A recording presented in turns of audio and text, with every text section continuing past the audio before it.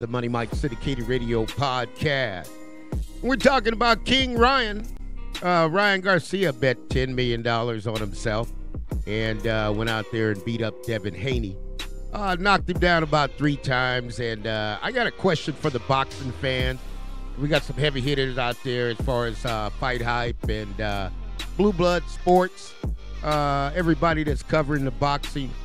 You know, I got a question on this one because Ryan Garcia, there's no doubt. I mean, he took it to Devin Haney.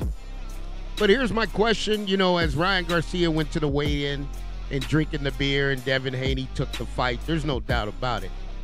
But my question is, by Ryan Garcia not having to make weight, and when I look at that for a second time, not necessarily, it's not having to make weight, but not having to cut weight.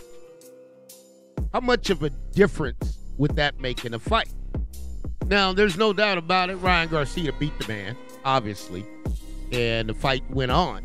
And you can see Ryan bet $10 million betting on himself, made about $10 million. But here's my deal with this, folks, because in boxing, I'm a boxing fan.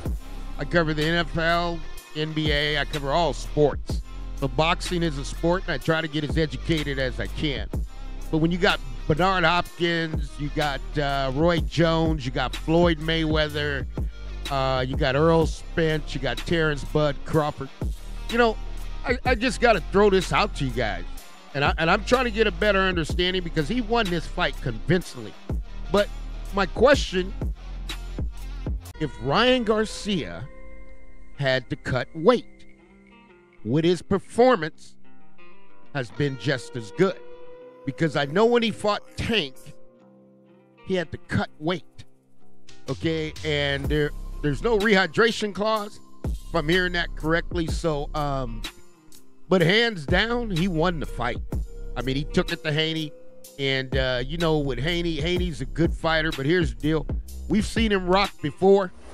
You know, I've seen him get in there with the veteran, Linares. And, man, Linares put some combinations on him, wobbled him up. And Linares just really didn't take it to him. But we've seen him wobble before. And for the life of me, you know, you've been with the money team. You've been around the block, Bill Haney, both of us in San Francisco. I mean, the ducking those hooks and the reaction time, you know, and, you know, Mike Tyson talked about this one time when he fought Holyfield. He said he got headbutted in the first round. He just blacked out, didn't see the rest of the fight. So I'm wondering when Haney took that first shot, that first left hook, and it buzzed him off, and was he spinning the rest of the night? Because it looks like he could never get his legs underneath him, and he looked like he was extremely weak. So when I look at this, I'm just asking if a fighter who Ryan came in at 143, had a beer, soda, whatever it was in there, that doesn't matter. But with those 3 pounds, which if I'm understanding correctly, are the hardest 3 pounds to lose, if Ryan Garcia had to cut weight, would it have been a difference? Other than that, I think the King shining. You know, Money Mike wants that Ryan Garcia, Terrence Crawford, because I think that poses a whole different ball of wax. Because his speed, okay, his ability, his punching power, I mean, he doesn't go into safety mode. Okay, when you light him up, he banged them gloves together and say, let's go. Because Haney hit him with a shot. Okay, but Haney got buzzed in that first round. It's almost like Earl Spence when he took that first knockdown. He really wasn't the same. And for Earl Spence, man, my only thing with that, and I'll get off the subject of Ryan Garcia, but I'll come right back to it. Man, oh man, if Earl Spence and Crawford do fight again, can we do that in November? Because training in a gym at 140 degrees heat, where you got to go outside, I mean, he couldn't even train. No excuses. And let me back up, because that is an excuse, but let me get out of there. I ain't got no business over there. And I ain't giving no excuses for Ryan Garcia either. I'm just saying, my question is, what if Ryan Garcia had to cut weight? Would the result have been the same? Because he seemed to be extremely stronger than Devin Haney. And, you know, Bill ain't going to give no excuses. Okay, the fight is what it is. They wanted it. They didn't fight before. Okay, the only difference is You know, everybody's talking the talk and going back and forth, man. The fans want to see this. Now, Haney, they tell me he's going to be out for about 6-9 months, but we can't have Ryan the King Garcia out for another 6-9 months. So I put it on the table.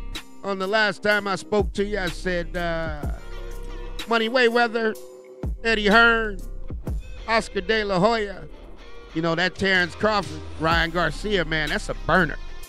And I told King to the King, Ryan Garcia, man, you got a fan base. And, man, you can fight.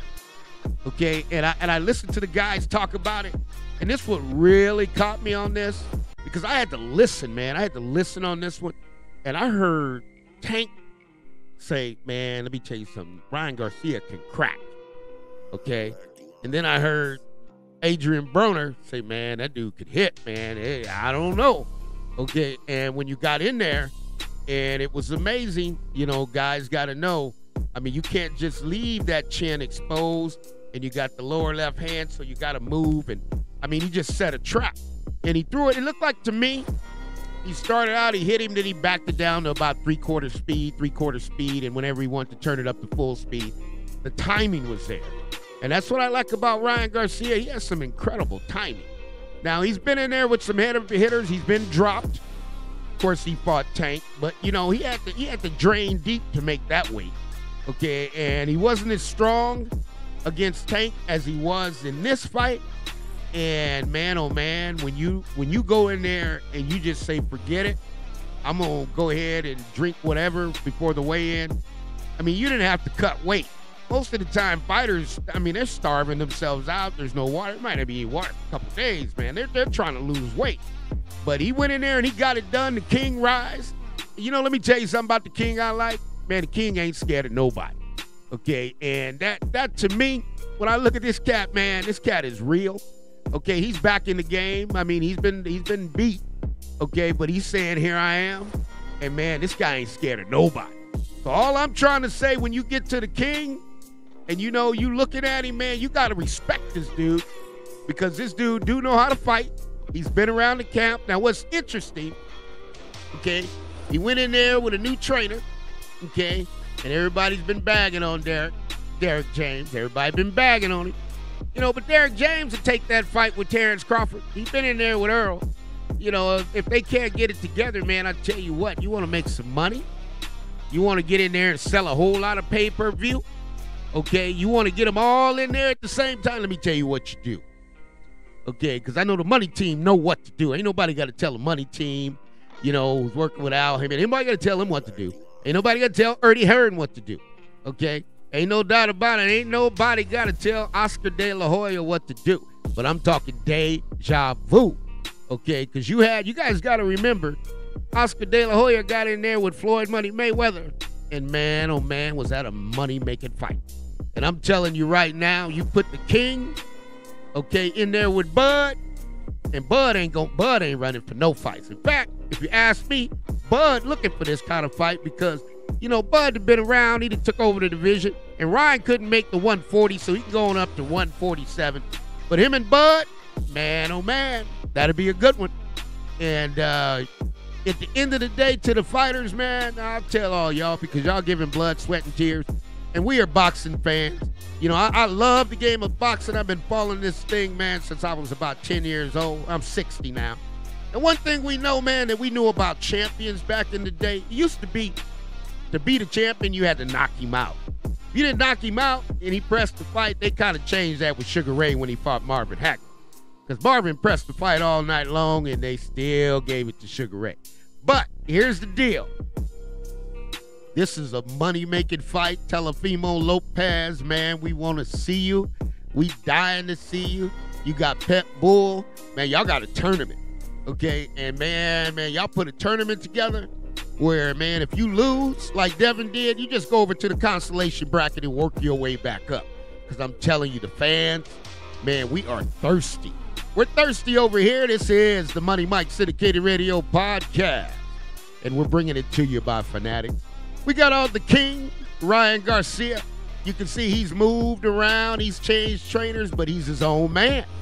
Okay, when you own man, you do what you want. You handle your business. And B-Hop had his back. Y'all think he didn't have his back in that last one when he lost Tank. But, man, let me tell y'all something, man. This kid is real, and he ain't scared of nobody. So, if you want to take the fight, take the fight. But the left hook, man, you better be leery. All right, now, we'll talk to you.